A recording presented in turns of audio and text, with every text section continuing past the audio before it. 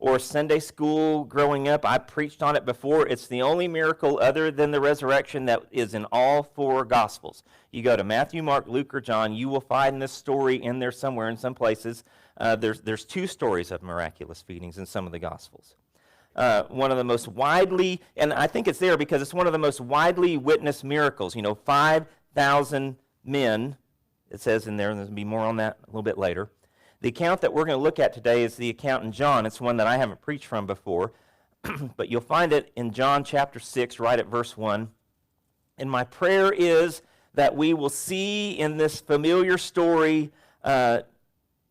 something in new and exciting ways, that you might see a familiar story in new and exciting and challenging ways. And we're going to jump right into it.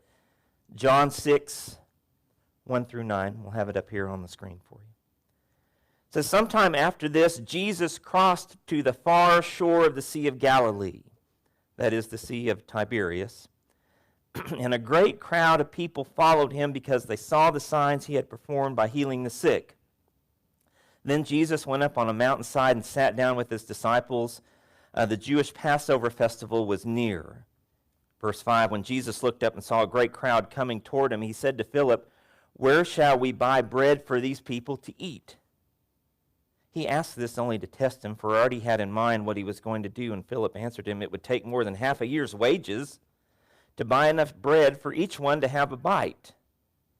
Another of his disciples, Andrew, Simon Peter's brother, spoke up. "Here's a boy with 5 small barley loaves and 2 small fish, but how far will they go among so many?" This is going to sound counterintuitive, but the first thing we need to see in order to make a shift into Christ's power is you have to see your own weakness. To make the shift into Christ's power means you have to see your own weakness, your own powerlessness. We're told at the beginning of the passage that Jesus got on a boat with his disciples, and they're heading out on the Sea of Galilee, and they're just going to move to a different spot on the sea. But there's a crowd of people that have been with Jesus.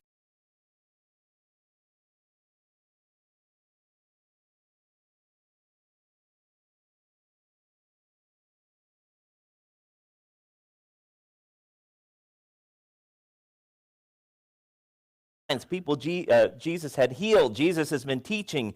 They wanted Jesus to do more. And so I hope you hear that. He gets to a place and get off, and it gets off the boat, and we see it really clearly in the other Gospels that ministry started again.